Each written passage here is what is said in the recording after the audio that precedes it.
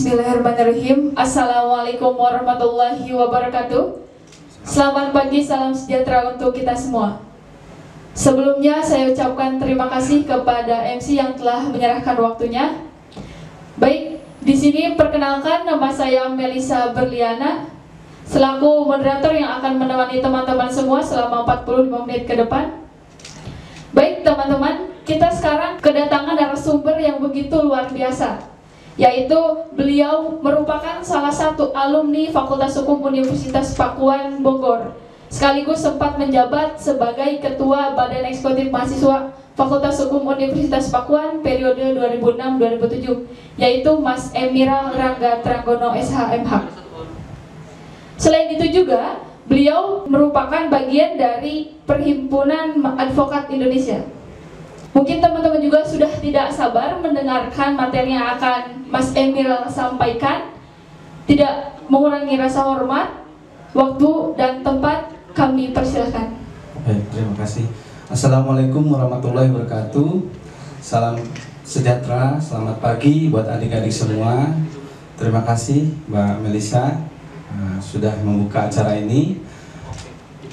Saya cukup bangga, cukup senang bisa hadir di acara ini, acara PKKMB ya. Dulu zaman saya namanya P2SPT, sebelumnya mungkin namanya Ospek, begitu menyeramkan. Tapi zaman saya P2SPT itu cukup melekat di hati, cukup menjadi pengalaman yang terbaik, membuat solidaritas di antara kita. Tapi tentu PKKMB zaman sudah berubah, ya kan? Zaman sudah berubah, terjadi sesuatu hal di negara kita, bahkan di dunia ini, sehingga harus PKKMB atau orientasi ya, orientasi kemahasiswaan untuk mahasiswa baru ini menjadi seperti ini. Tapi tidak apa-apa, tentu yang penting materi, muatan, dan semangat adik-adik nanti yang akan mengikuti materi perkuliahan nanti di masa yang akan datang. Baik, adik-adik yang saya banggakan, nama saya Emiral Rangga Tranggono, sarjana hukum, magister hukum. Saya angkatan 2002 di Fakultas Hukum Universitas Pakuan. Ini saya saat ini sebagai anggota di beberapa organisasi yang mudah-mudahan nanti adik-adik pun bisa setidaknya bisa ikut berorganisasi juga, karena penting buat kita, penting buat kita selaku seorang yuris atau sarjana hukum atau berprofesi di bidang hukum. Di antaranya ada beberapa organisasi yang saya ikuti. Pertama itu Pradi. Pradi itu organisasi advokat Indonesia. Lalu ada juga Hukum Pasar Modal, Konsultan Hukum Pasar Modal. Itu organisasi himpunan para konsultan hukum pasar modal. Lalu juga ada organisasi kurator dan pengurus, itu di HKPI, dan juga sebagai anggota dari Asosiasi Perusahaan Jasa Penagih Indonesia. Nah ini semua saya lakukan karena memang hobi dari mahasiswa berorganisasi ya. Jadi ketua senat, dulu menjadi anggota, jadi ketua senat, lalu saat ini juga hobi ikut organisasi. Karena di sana kita akan dapat pengalaman, pertemanan, ilmu yang utama untuk bekal kita berkehidupan. Bicara tentang peluang dan tantangan profesi hukum di bidang di dunia kerja, mungkin akan ada beberapa materi, atau misalkan saya breakdown menjadi 5 atau 6 materi. Pertama, bicara tentang Indonesia adalah sebuah negara hukum. Indonesia negara hukum ini tentu adik-adik calon sarjana hukum bangga. Ya, kita harus bangga. Adik-adik juga sebagai calon sarjana hukum. Saya juga sebagai sarjana hukum saat ini. Di Undang-Undang Dasar 1945 Pasal 1 Ayat 3 sudah menyatakan negara Indonesia adalah negara hukum. Nah, kita adik-adik calon sarjana hukum ya sudah disebut tuh di dalam pasal 1 ayat 3. Jadi tidak ada namanya negara Indonesia adalah negara, mohon maaf bukan mendiskreditkan fakultas lain, negara Indonesia adalah negara ekonomi. Tidak. Negara Indonesia adalah negara ilmu politik. Tidak. tapi disebut negara Indonesia adalah negara hukum. Nah, dari situ saja sudah disebut bahwa kita sarjana hukum atau adik-adik calon sarjana hukum sudah punya peranan penting. Di undang-undang dasar itu kan fundamennya kita. Undang sumber tertulis, hukum tertulis buat semua peraturan, ketentuan-ketentuan yang ada di negara Republik Indonesia. Semua harus mengacu, semua harus melihat Undang-Undang Dasar 1945. Nanti adik-adik akan belajar tentang sistematika perundang-undangan. Sumbernya itu adalah Undang-Undang Dasar 1945, turun ke undang-undang, turun ke peraturan pemerintah, nanti ada perpres, ada permen. Nah, di atasnya itu adalah Undang-Undang Dasar 1945. Tentu ideologinya di atasnya adalah Pancasila.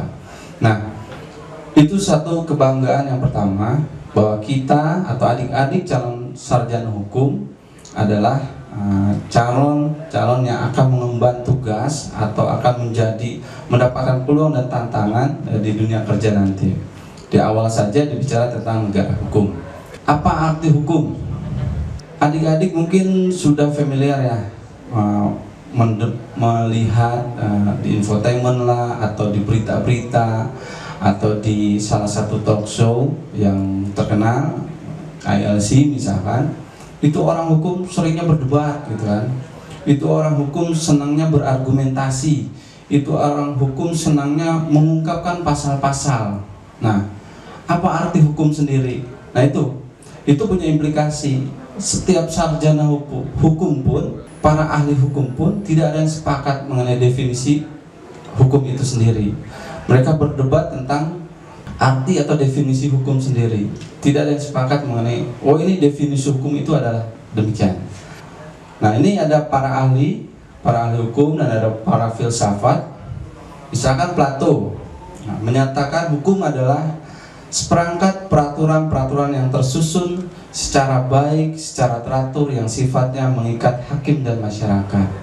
Lalu ada selanjutnya Utrecht. Nanti adik-adik akan belajar ya di semester berapa filsafat hukum? 7 ya, semester 7, atau mungkin di PIH, politik ilmu hukum. Nanti kalau adik-adik, ini harus betul-betul didalami, ini harus betul-betul difahami, diingat, karena pasti ini saya sudah berarti 13 tahun lepas dari Fakultas Hukum, ya artinya ada momen ini kita harus mengingat kembali. Nah, jadi betul-betul materi kuliah yang ada di kelas atau nanti pun event itu Zoom gitu kan, itu harus betul-betul difahami. Nah, menurut Utrecht, hukum adalah himpunan petunjuk hidup atau perintah dan larangan yang mengatur tata tertib dalam suatu masyarakat yang seharusnya ditaati oleh anggota masyarakat, dan jika dilanggar dapat menimbulkan tindakan dari pemerintah. Nah, ini sudah dua definisi yang berbeda. Ada Plato, ada Utrecht. Nah, ada Leon de Guit. Hukum adalah aturan tingkah laku yang harus dipatuhi oleh masyarakat sebagai jaminan kepentingan bersama. Tentu dari definisi hukum ini tadi berbeda-beda. Apa tujuannya? Tujuannya adalah memberikan rasa keadilan, memberikan rasa kenyamanan di dalam masyarakat, di tengah masyarakat. Tapi tujuannya sama, adalah menciptakan rasa keadilan, kenyamanan dan kesejahteraan bagi setiap masyarakat. Semua para ahli, para filsuf tentu sepakat atas tujuannya tersebut, walaupun kendatipun mendefinisikannya secara berbeda-beda. Next, mengenai profesi hukum. Nah, ini masuk ke dalam judul ya, profesi hukum. Begitu banyak profesi hukum, dan cukup bangga menjadi profesi hukum itu, menjadi sarjana hukum, dan nanti sebagai berprofesi hukum. Pasti akan ada undang-undang yang mengaturnya, akan ada undang-undang yang mengatur, jadi tidak ilegal. Artinya profesi hukum ini pasti ada undang-undang, ada ketentuan, ada norma-norma, ada etika, ada code of conduct, kode etik yang mengaturnya. Jadi orang yang berprofesi hukum itu sudah pasti harus tahu hukum, ya kan? Nah, orang profesi hukum pasti berangkat dari sarjana hukum, dia harus tahu hukum. Nah, nanti akan bicara tentang tantangan. Apakah dia mau mengimplementasikan hukum itu sendiri? Nah, itu menjadi tantangan buat para sarjana hukum atau orang yang berprofesi hukum. Tidak banyak yang saya sampaikan. Mungkin pertama ada hakim. Hakim ada diatur di dalam Undang-Undang Nomor 48 tahun 2009. Ya. Nah, hakim ini punya fungsi dan tugas: satu, menyelenggarakan peradilan yang bebas, mandiri, cepat, adil, dan biaya ringan. Ini memang masuk ke dalam asas-asas dari peradilan cepat, sederhana, dan biaya ringan. Nah, hakim itu sebagai pemutus, dia memeriksa dan mengadili suatu perkara yang dihadapkan kepadanya. Nah, itu tugasnya juga menerima, memeriksa, dan mengadili serta menyelesaikan semua perkara yang diajukan kepadanya. Saya pernah juga disampaikan bahwa setengah kakinya hakim itu ada di neraka. Betul ya, pemirsa? Kalau saya dulu dibilang demikian, setengah kakinya, satu langkahnya itu sudah di neraka. Apakah dia mau masuk neraka, apa masuk surga? Karena apa?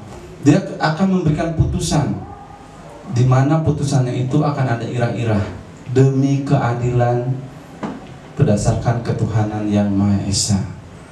Berarti atas nama Tuhan, dia mewakili Tuhan, menyatakan suatu perkara ini benar atau salah, dikabulkan atau ditolak, diterima atau tidak diterima. Nah, benar atau salah, dihukum atau tidak, bahkan sampai memutuskan memberikan seseorang itu mempidana hukuman mati. Nah, itulah mungkin logikanya, rasionalisasinya, dia akan berada satu kaki atau setengah badan itu sudah ada di neraka. Next, jaksa. Nah, apa sih tugas jaksa? Jaksa juga diatur oleh undang-undang. Undang-Undang Nomor 16 tahun 2004 tentang Kejaksaan Republik Indonesia. Dia tugasnya apa? Melakukan penuntutan. Jadi nanti adik-adik akan dalam konteks pidana ya, adik-adik nanti akan bicara tentang pidana, perdata. Semester 1 itu agak bingung tuh, bagaimana memisahkan pidana, perdata. Nanti ditambah semester 3 ada nama tun ya, ada namanya niaga, ada namanya pajak. Nah, makanya harus betul-betul memahami, harus betul-betul in charge di kelas itu, belajar gitu, karena itu menjadi bekal. Nah, balik lagi, jaksa itu melakukan penuntutan. Nanti adik-adik akan belajar tentang sistematika alur proses pidana, dimulai dari polisi. Nah, lalu setelah polisi biasanya dinyatakan lengkap, pasti adik-adik sering dengar berita lengkap P21, dilimpahkanlah ke jaksa. Jaksa yang akan menyidangkan, yang akan menuntut seseorang terdakwa untuk disidangkan di hadapan persidangan. Nah, lalu sampai itu melaksanakan penetapan hakim dan putusan pengadilan yang inkrah. Inkrah ini adalah putusan berkekuatan hukum tetap. Jadi selain dia menuntut, dia yang akan mengeksekusi. Ya, jadi ketika nanti putusan sudah berkekuatan hukum tetap, ketika sampai Mahkamah Agung itu sudah inkrah. Itu. Nah, itu dia yang akan melakukan eksekusi, yang akan mengambil si atas nama undang-undang si terdakwa tersebut, memasukkannya ke dalam lembaga pemasyarakatan. Dia akan yang melakukan eksekusi. Ya, jadi dua tugas besarnya adalah tadi melakukan penuntutan, lalu melakukan eksekusi atas terpidana yang sudah atau terdakwa yang sudah mendapatkan putusan yang berkekuatan hukum tetap. Itu seorang jaksa. Lalu ada juga polisi. Nah, ini polisi ini juga bertindak, ada undang-undang, berdasarkan Undang-Undang Nomor 2 tahun 2002 tentang Kepolisian Republik Indonesia. Nah, tugas secara umumnya ada, nanti memang di kepolisian banyak ya, ada divisi propam, ada divisi objek vital, ada sidik, ada serse. Nah, tugas umumnya biasa kita menghadapi dalam konteks pidana, misalkan dia akan melakukan penyidikan dan penyelidikan. Ya, jadi memproses satu perkara, ada satu perkara misalkan pencurian, pembunuhan. Nah, nanti di kelas adik-adik itu pasti akan familiar dengan pasal-pasal, harus mau belajar. Mungkin tabu ketika SMP SMA, pembunuhan. pencurian, pemerkosaan, lalu pembunuhan berencana gitu. Nah, nanti adik-adik pasti belajar gitu. Nah, ini polisi yang akan melakukan serangkaian penyelidikan dan penyidikan gitu. Lalu di samping itu juga yang memelihara keamanan dan ketertiban masyarakat. Nah, itu tugas secara umum tugas dari polisi. Lalu advokat. Nah, advokat, saya sendiri adalah advokat, bangga menjadi seorang profesi hukum, dan advokat ini ada juga undang-undangnya, Undang-Undang Nomor 18 Tahun 2003.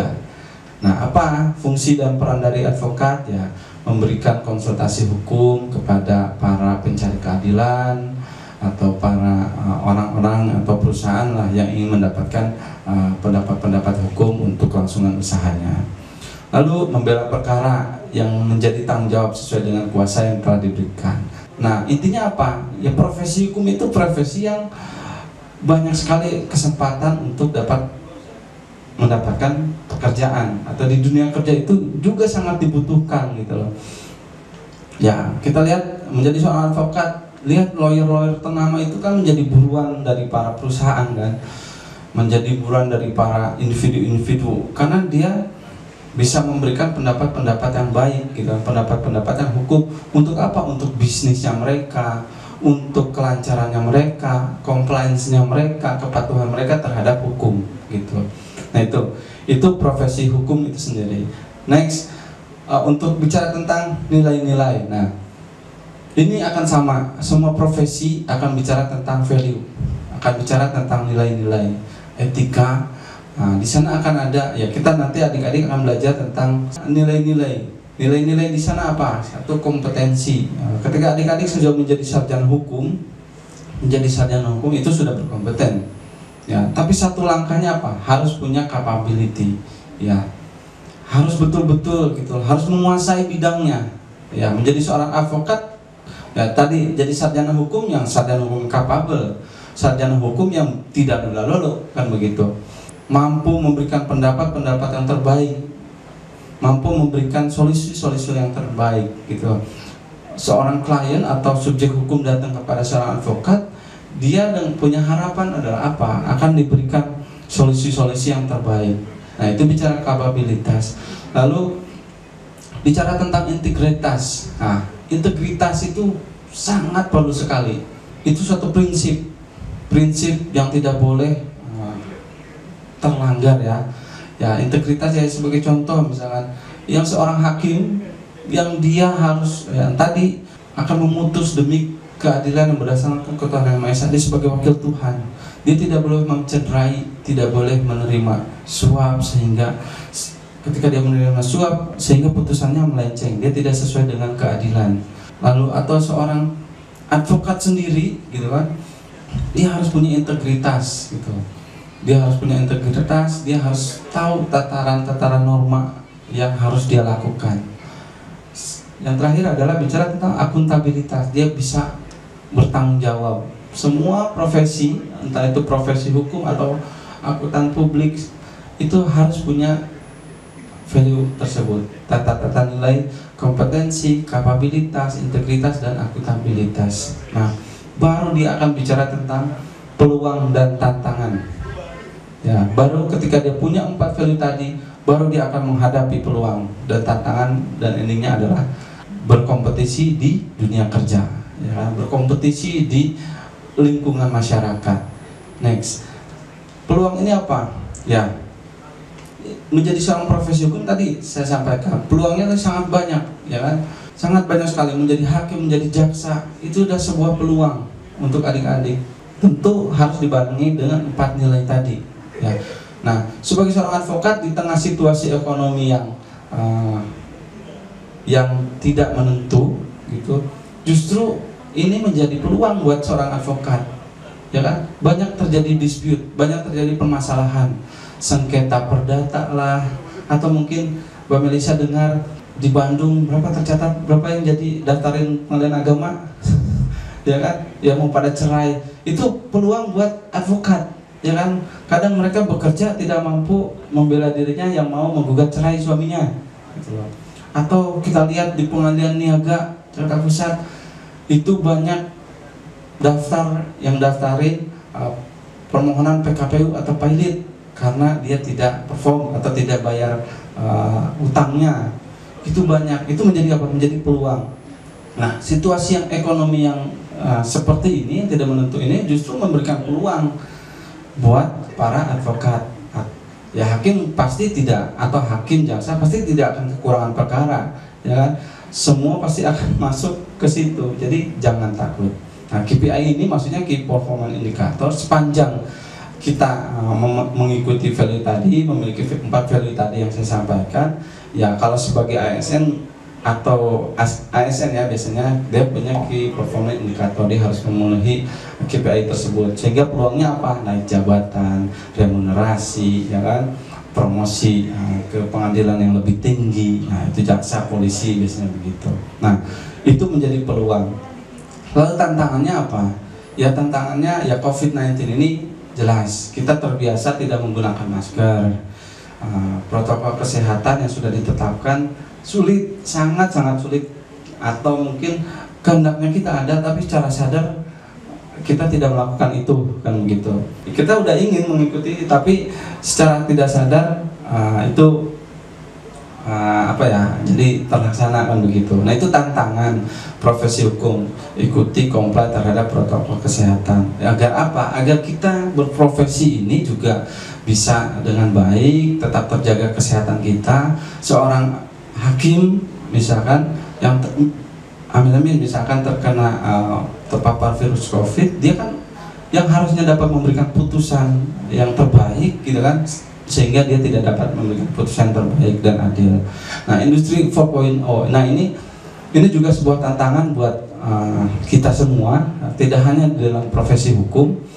Ya, pergeseran yang tadinya teknologi ini untuk efisiensi di suatu pabrik atau suatu penggantian manusia dengan mesin, tapi bergeser sedemikian rupa ke berbagai bidang, begitu. Baik di dalam lingkup peradilan, contoh, ya sekarang sudah ada namanya e-court, ya kan, e-court.